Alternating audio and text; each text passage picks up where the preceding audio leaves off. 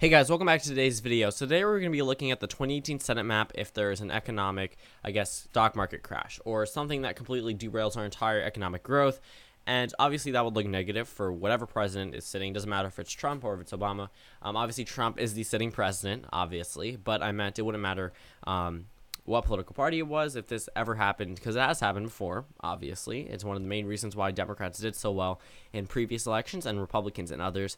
So when it comes down to it, there are typically a couple things that impact midterm elections, and a very, very bad economy is something that really drives opposition party turnout. But that's not something we're experiencing here. I've made a 2020 electoral map if the economy is doing amazing, and if it's just if it pretty much crashes. And overall, there's been a drastic difference for obvious reasons. The Republican Party, their entire platform at this point in time, and Donald Trump's entire platform leading into 2020 has mainly been the economy. Okay, when it comes down to some other states, to be honest with you, the Rust Belt does not care about immigration as much as they do the economy, and the overall general important issue at this point in time nationwide is the economy. And obviously, Donald Trump has been touting the economy. I mean, all of his job growth, in terms, not even in the Rust Belt states, in other states as well, even in states that he didn't even think about coming to in this midterm election, especially even in his own election. I mean, a number of these states are seeing economic growth, and Donald Trump has been taking credit for it, rightfully so. And overall, that's something that's been a main talking point for the Republican Party, and if you take that away, it just makes the matters worse for the GOP and much better for the Democrats, because I was reading this Washington Post thing and it said there are 5 things that excite, I guess, and bring out a base. So number 1 would be an unpopular incumbent president. That included Obama, Bush, other presidents, and then obviously there would have to be, I guess, energy on the opposition party side, and we've seen that amongst Democrats. And one of the main things was not that good of an economy. I mean, success in special elections, okay, Democrats have seen that, and they've seen it in some other off-year elections, and I can't exactly remember the 5th one, but overall, the Democrats had 4 out of the 5, and the 5th one that they were missing was a bad economy, and that's the one thing that the Republicans have been clinging on to. So enough talking. I'm probably going to put a timestamp when I actually start putting in the predictions, but obviously some states are still going to stay safe regardless if we have, a stock market crash, because again, Mississippi and the Mississippi special, this is not some type of depression or recession scenario. It is just, let's say the economy is not doing as well as it is now. Let's say the economy is on a down. I'll figure out once we see the title. I mean, the circumstance will likely be the same. I'm not going to figure out within a matter of a month we go into an economic depression. I'm not going to do that type of Senate map. Obviously, that would not be good for Democrats, and the map would likely be the same, just maybe off 1 seat. That's pretty much it, considering that a number of these states, Wyoming and Nebraska, aren't even going to flip, even if we did have an economic depression. So 46 Republicans, 23 Democrats, but we have safe Democratic states, and considering that this map, actually Utah goes in the safe column for the GOP at this point in time, and also considering that this would be benefiting Democrats very much so, all the safe states obviously are still safe. New Jersey, I'm actually going to characterize as likely for now, because I think this would be very negative for the president, and even though he's not already approved of in New Jersey, I just think that a little extra nudge over 5% for a Menendez for a win there could put in the likely column. I mean, that's what I characterize as likely. Minnesota special election go into the Democratic column, New Mexico and Virginia. So pretty much we have 14 swing states now and 47 Republican states. We're going to start off by filling in the likely states for the Democrats in this scenario, so the entire Rust Belt, Ohio, and actually West Virginia now.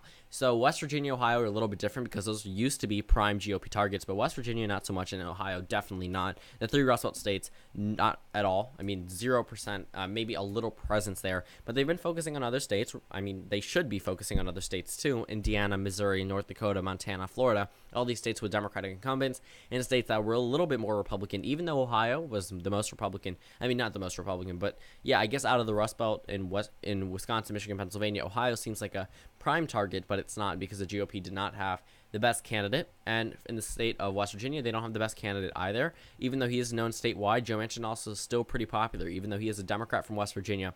West Virginia is a little bit different than Indiana and Missouri. Keep that in mind. But we have 44 Democrats, 47 Republicans. Here's what the map looks like now. Here's what the map looks like before this election. So leading into this, obviously the Democrats had a disadvantage defending a number of seats, and the Republicans only defending a couple. So we have 47 seats again. Where can the Democrats do better? Well, first of all, let's go into some states that we could characterize as, I guess, leaning for the Democrats: Montana, Arizona at this point in time. And now we've pretty much covered all the states that we can characterize as leaning for the Democratic Party. let's go into actually the tilt for the Democratic Party. Nevada goes into the tilt column for Jackie Rosen.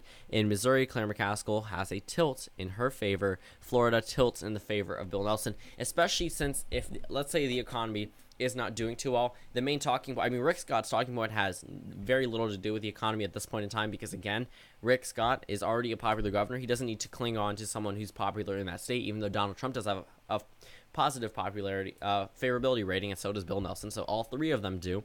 But it's going to be a talking point in states like North Dakota or Indiana or Missouri where these people are traditionally conservative and they wouldn't necessarily agree with Trump in terms of the economy. Down in Florida, you can't see that same type of support because it is a swing state. So Florida right now, still putting in the tilt column for the Democrats, but also, let's say there is an economic, I guess, actually I'm going to put Missouri and Nevada now into the leaning Democratic column because now that I think about it, it won't be a 1-point margin if this happens. I think the unpopularity of the president is actually going to push it a little bit over, but Florida, it's not going to be a top issue there at this point in time. So I think that Bill Nelson could narrowly edge it out and put it in the tilt column even in a scenario like this because this is not something that would be super drastic for the president. It would just be a last-minute thing that doesn't benefit him whatsoever. But Texas would go into the leaning column.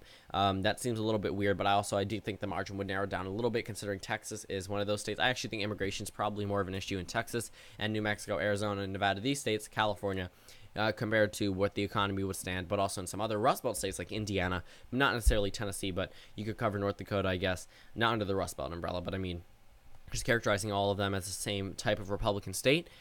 Overall, I still think that in Tennessee, Bredesen would narrowly edge out Blackburn over 1% because this would not be something that would be positive for the president whatsoever.